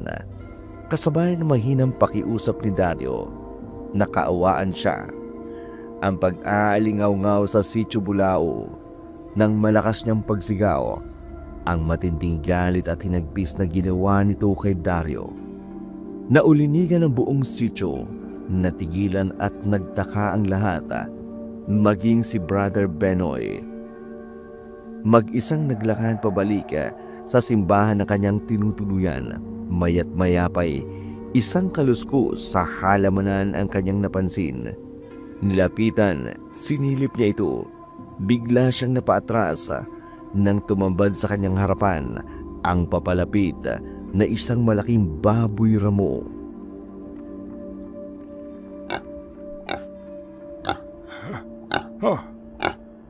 Baboy? Ang laking baboy ramo. Siya! Siya! Bakit niya ba ako sinusundan? Ano bang problema nito? Ay, Diyos ko! Naku, tingnan ninyo, may baboy ramo! Ano yan? Bakit naglaking yan? Hindi pa karayang baboy yun. Ano bang ginagawa niyo rito? Umuwi na kayo sa inyo! Ay, napakalaki niyan. Lumayo na tayo. Baka tayo pang pagbalingan yan. Bilis na! Ay, naku, galit yata! Ako ba ang puntirya niya? Pero bakit? Ikaw na nilalang ng kadiliman. Wala kang karapatan sa lugar na ito. Lumayas ka sa harapan ko. Lubayan mo ako! Hindi natinag ang hayop kahit anong taboy na ginawa ni Brother Benoy. Kamuntikan pa nga siya nitong kagatin. Mabuti na lang naging mabilis ang kanyang pagkilos. Nakailag siya sa pagsugod nito. Matapos noon, agad siyang umusal ng panalangin. Hinarap ang nangangalit na baboy. Nang lumayo ito sa kanya, kinuha niya ang pagkakataon na yun para makuha ang kanyang bertud. Nakapasok siya sa kanyang bahay. Tiningnan ang isang kalendaryo na tanging siya lang ang nakakaintindi. Kaya pala ganito ang nangyari. Ito ang gabing pinakamalapit sa buwan sa mundo. Nangangahulugan lang na may nagbabadyang panganib. Napalingon siya sa labas ng kanyang bintana. Muling umalingaw-ngaw ang sigaw sa di kalayuan. Doon tuluyang nagkagulo ang sityo. Nagpulasan ang mga tao sa kanilang bahay. Umiwas sa panganib sa mga babalang hatid ng sigaw na yun. Samantala, masama ang pakiramdam ni Rowena. Nakahiga lamang ito sa kanyang higaan habang sapo ang 6 na buwan niyang ipinagbubuntis. Sumakit naman ang kanyang tiyan.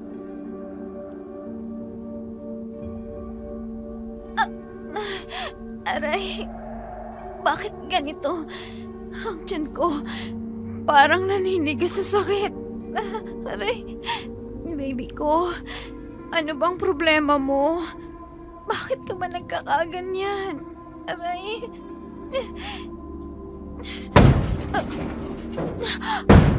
Ano yun? Oh, parang may bumagsak na naman sa bubungan namin. Oh, Diyos ko. Ngayon po talaga. Kung kailan hindi ako makakilos ng maayos. Dario, umuwi ka na. Sa pagkakataong ito, kalimutan mo munang tampuan natin. Aray. Ano yun?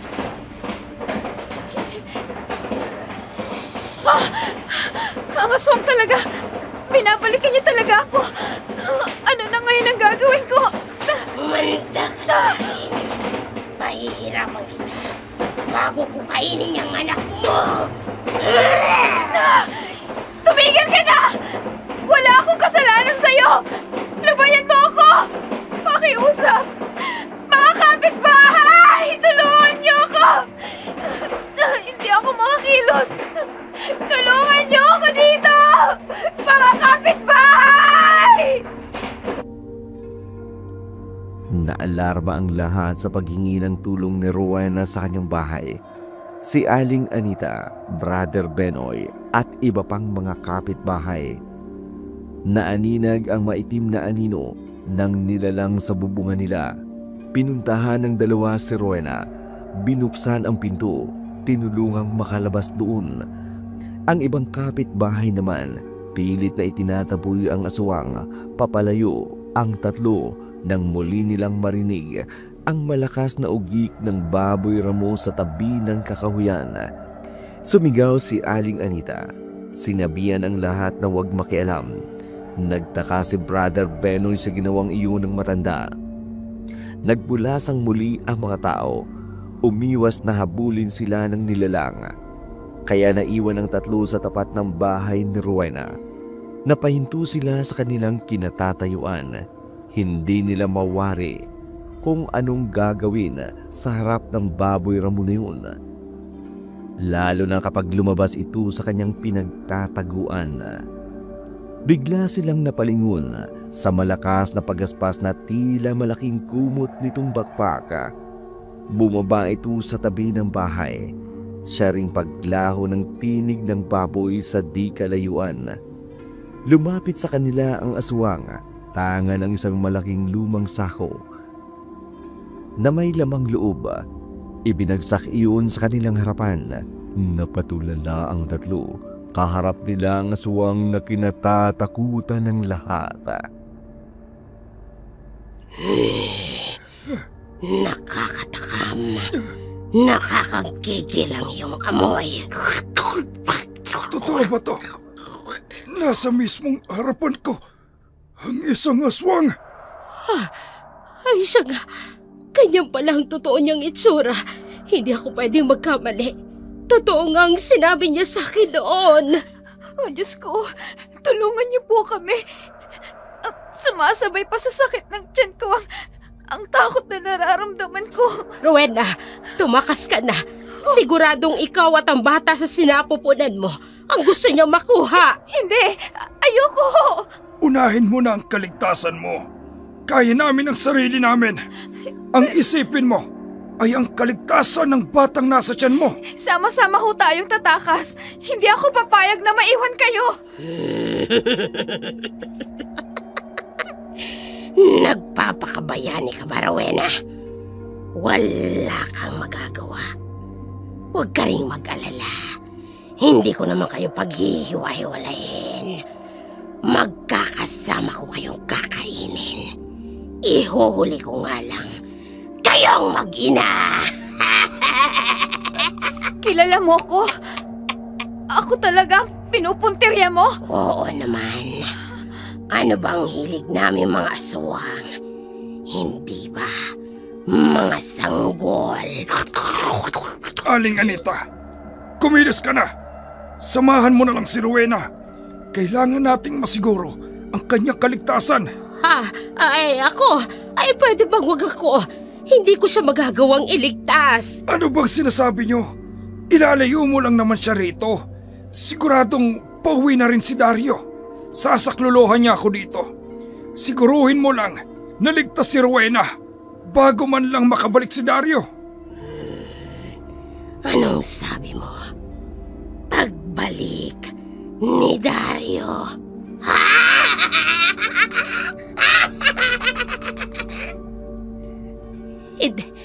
Hindi ko pwedeng gawin yon. Mananagot ako. Hindi kita pwedeng sundin. Ano bang sinasabi niyo, Aling Anita? Kaligtasan ni Rowena ang pinag-uusapan natin dito. Kaya kumilos ka na. Gawin mo sinasabi ko. Hindi nga pwede. Ako naman ang mananagot sa anak ko. Ayoko nang madamay pa ako sa inyo. Diyan na nga kayo. Aray, ang tiyan ko. Ang sakit. Nahihirapan ako makatayo at makakilos. Aling Anita, saan ka pupunta? Magaling. Masunurin ka talaga.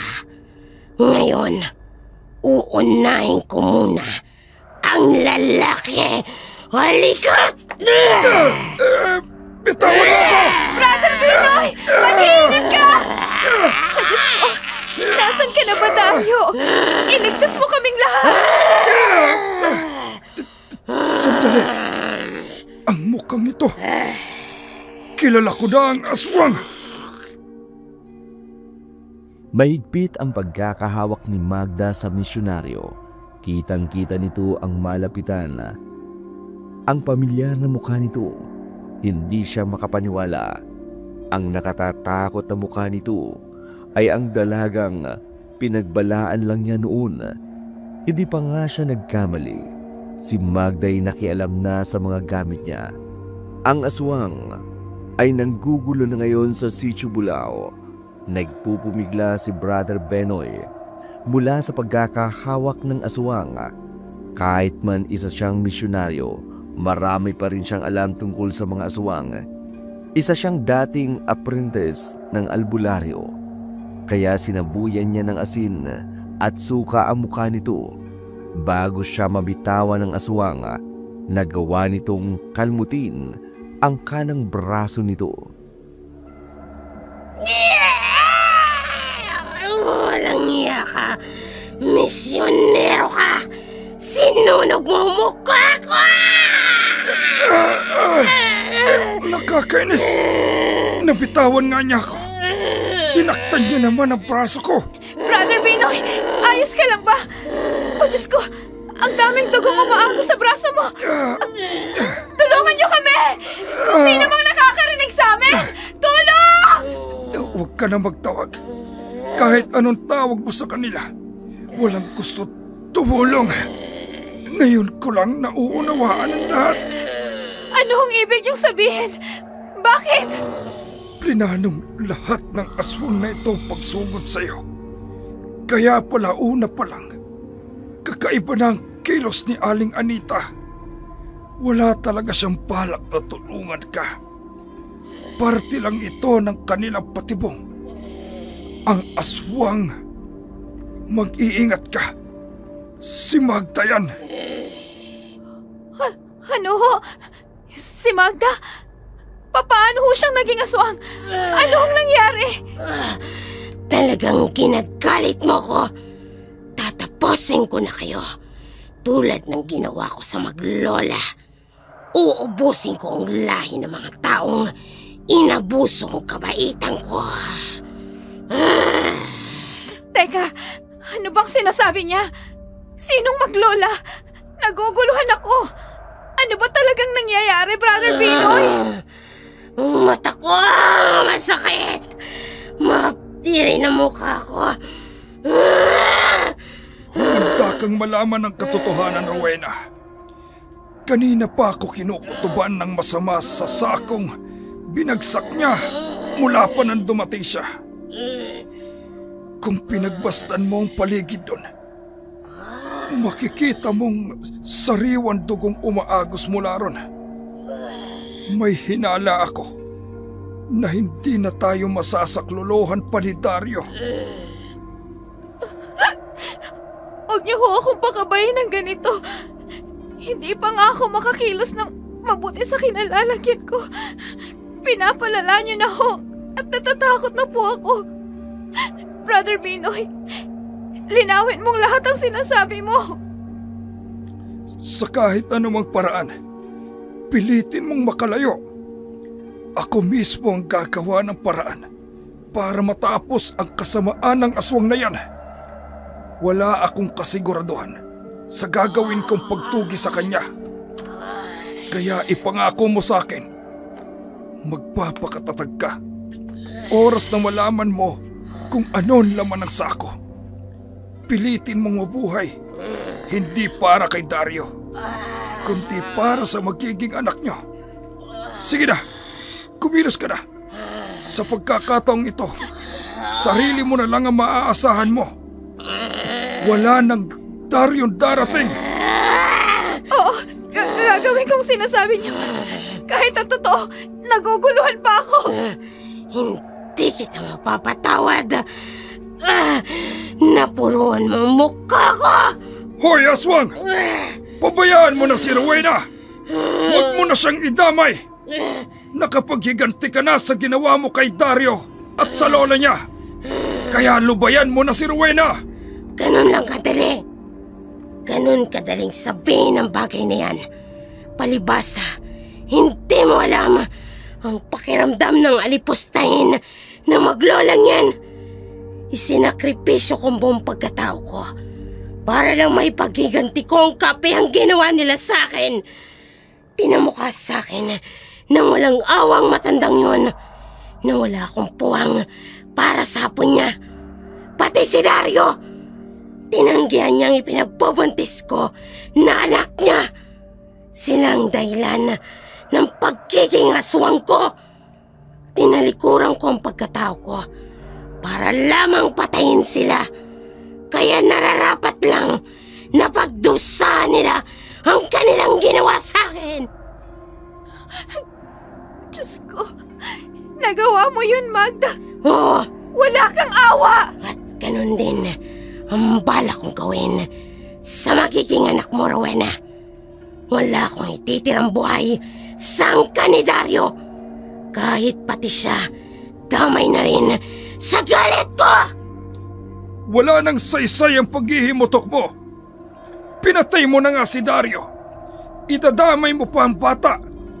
Sige, subukan mong lumapit sa kanya. Ako mismo ang tatapos sa'yo. Hindi mo pa ako lubusang kilala. Alam ko na ang buong katotohanan. Kung sino ka. Pati na ang pakikipagsabuatan mo sa iyong nanay Anita. Kung ayaw mong malaman ng lahat ng tao ang totoo mong pagkatao, lumayo ka na. Hahantingin ka nila. Oras na malaman nilang ikaw yan, Magda! Puwisit ka, Binoy. Talagang minamatyagan mo ang mga kilos ko. Ano? Lalapit ka pa sa amin? O pati ang nanay mo, idadamay ko sa kasalanang dapat na pagbayaran mo? Sa kanyang kaliwang bulsa, ramdam kong napakalakas niyang bertud. Mapapahamak ako. Oras na ipagpilitan kong pakikipagtunggali sa kanya. Babalik na lamang ako. Marami pang pagkakataon para makuha kong anak ni Rowena. Ano pang hinihintay mo? Alis na! Hindi kita uurungan kahit na nasaktan mo ang kanang braso ko! Magtutuos tayong muli, Binoy. Babalikan ko rin si Rowena. Hindi ito ang huli nating pagkikita! Sa tagpong yun, kahit hinang-hina si Rowena, nilapitan niya ang dugoang sakong nakalagay malapit sa kanyang kinalalagyan. Magkatulungan nilang binuksan ni Benoy ang nakataling sako habang tinatanggal ni Rowena ang tali. Walang tigil ang kanyang pag-iyak. Sa bungad pa lang ng sako, kita niya na ang pamilya nitong suot na damit, maging ang hugis na katawan nitong nakabaluktot sa loob ng sako. Nang tuluyang mabuksan ang tali, tumambad sa kanyang harapan ang kalunos-lunos na kalagayan ng kanyang asawa. Wala nang nagawa si Magda, kundi ang maglupasay sa pag-iyak sa harap ng bangkay ng kanyang asawa. Hindi siya makapaniwala. Magkaaway pa silang nagkahiwalay ng gabing yun, at ngayon, isa na itong malamig na bangkay. Hindi na nila magawa pang magkaayos. Sising-sisi si Rowena sa pagpayag niyang pag-uwi nila ni Dario sa lugar niyon, ang inaakala niyang magandang kinabukasan nila sa tahimik na probinsya, isa palang bangungot. Hindi ito ang pinangarap niya para sa kanila mag-ina. Samantala, si Anita, pinuntahan ni Benoy sa bahay nitong tinutuluyan. Wala na ang matanda. Alam na nito na marahil pinanghihinalaan na siya ng misyonero. Si Rowena naman, agad na pinalibing ang asawa. Nagdesisyong magbalik na sa Maynila para makapagbagong buhay. Pinalaking mag-isa ang anak nila ni Dario. Simula noon, hindi na siya naganapan ng bagong mapapangasawa. Ang naranasan niyang pangangalunya nito ay nagsilbing aral sa kanya na huwag basta magtitiwala.